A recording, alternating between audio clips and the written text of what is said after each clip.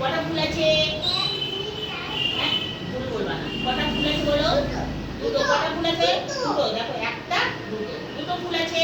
বলো তো গাছের পাতা আছে? বলো তো গাছের পাতা আছে কটা?